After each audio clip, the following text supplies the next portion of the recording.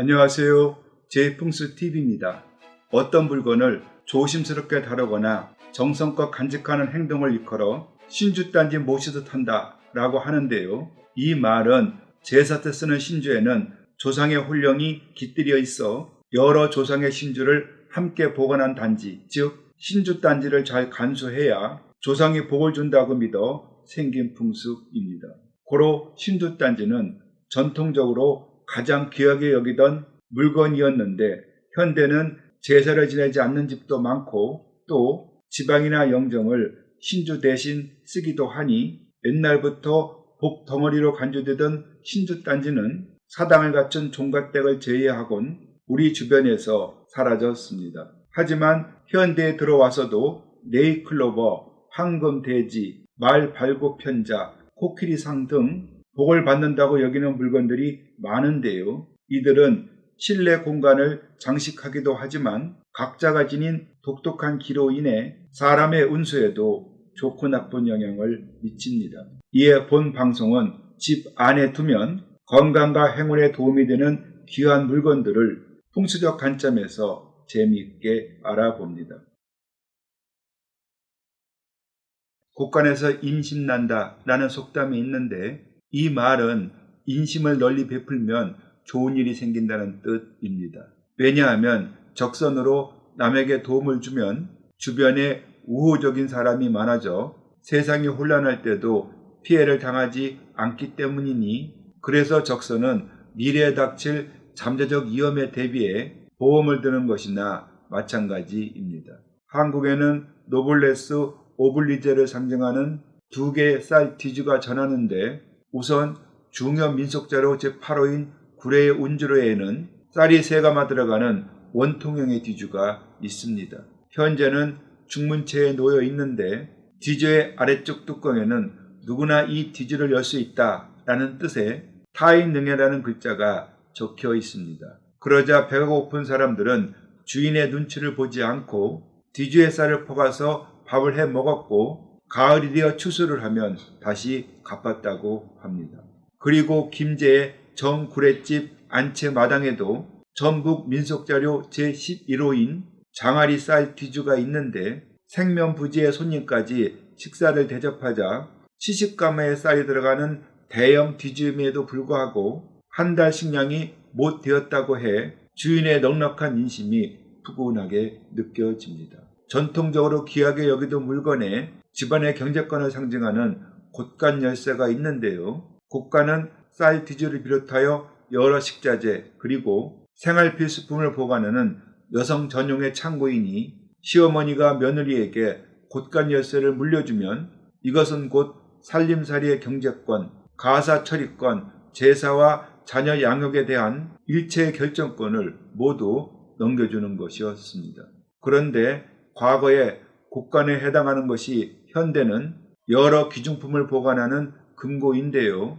왜냐하면 관리의 편리성, 도난의 방지, 화재에 대비해 많은 가정들이 각종 문서와 기금속 그리고 갑오 등을 금고 속에 보관하기 때문입니다.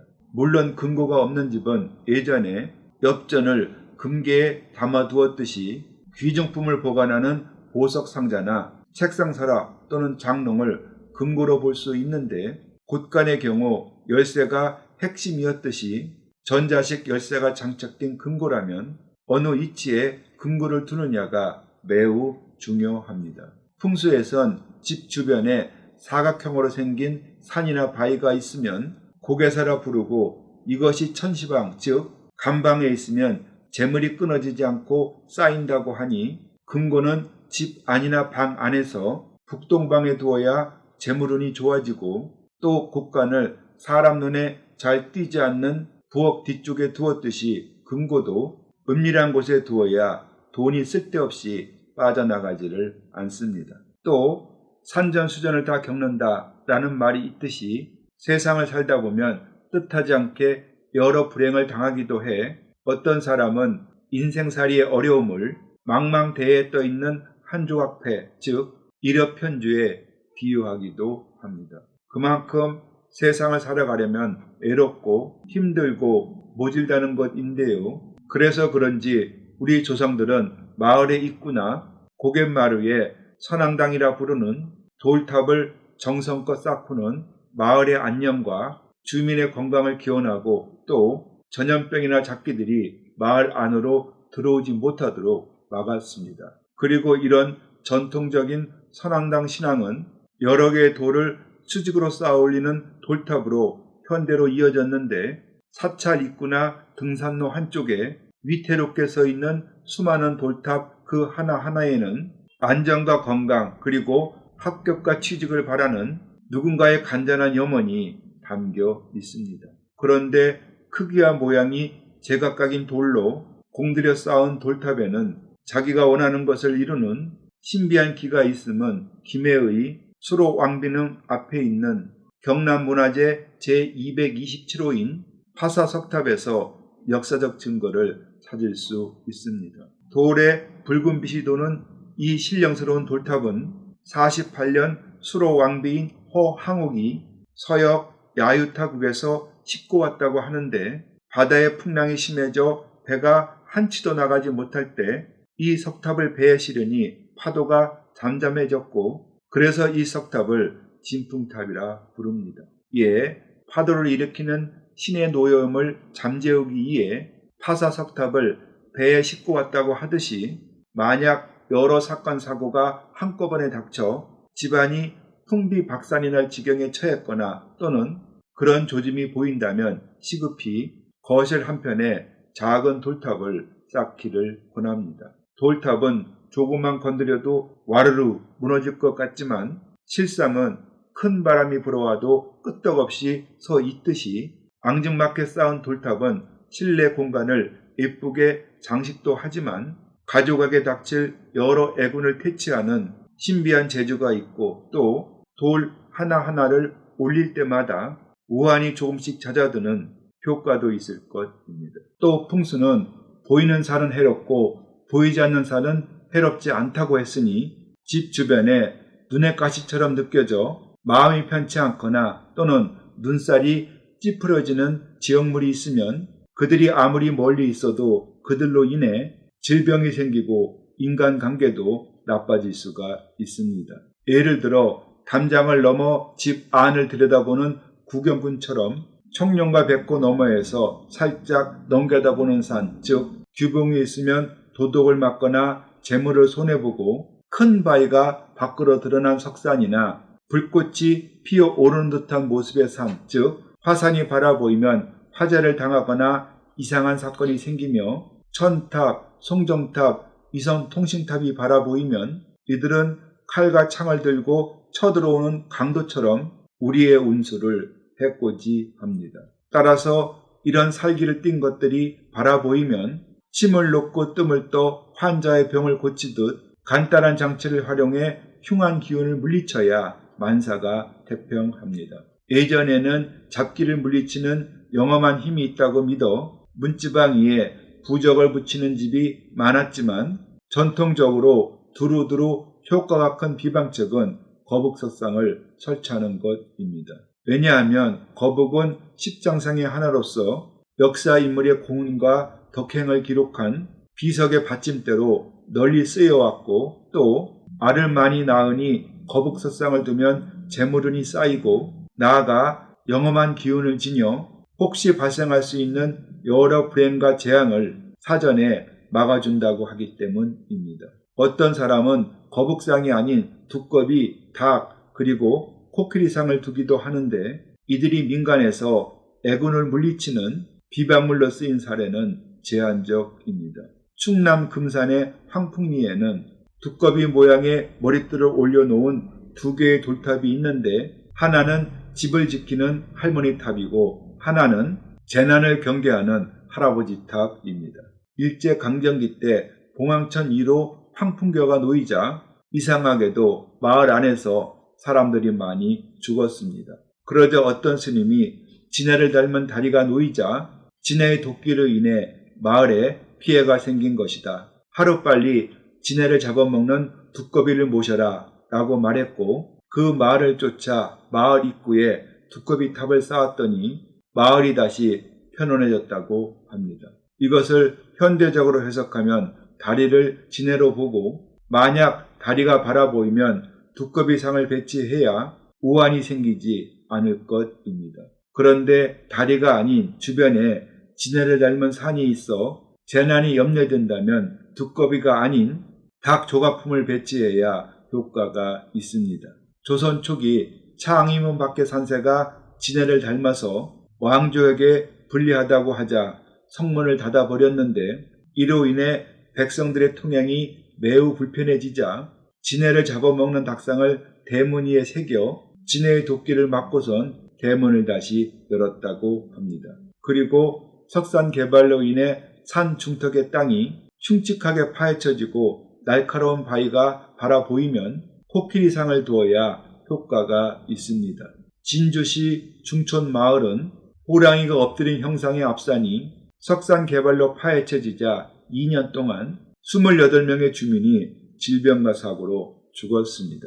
그러자 주민들은 상처를 입은 호랑이가 놀라 날뛰었기 때문이라고 생각해 비방책으로 호랑이가 무서워한다는 코끼리상을 마을 회관 앞에 세웠더니 신통하게도 사람들이 갑자기 죽는 일이 없어졌다고 합니다. 따라서 전원주택지의 개발 또는 태양광 패널을 설치하기 위해 산이 절개된 모습이 창 밖으로 바라보이면 코끼리상을 그 방향으로 배치를 해야 불행한 일이 생기지 않습니다. 그리고 옛날에는 병원이나 의사가 많이 없어 환자가 갑자기 생기면 응급조치는 물론 치료가 늦어져 목숨을 잃는 경우가 많았습니다. 그러자 대개의 선비들은 과거 시험을 위한 유학 공부와 더불어 배탈, 감기, 두통 같은 가벼운 증상을 직접 치료하기 위해 한의학도 공부해 의술에도 밝은 사람이 많았는데 그들은 여러 질병에 대한 의학적 처방을 위해 서랍장이 여러 개 달린 가구, 즉 약장에 한약재를 분리하여 보관을 했고 유배를 떠날 때도 필요시 스스로 약을 지어 먹으려고 약장만은 꼭 가져갔습니다.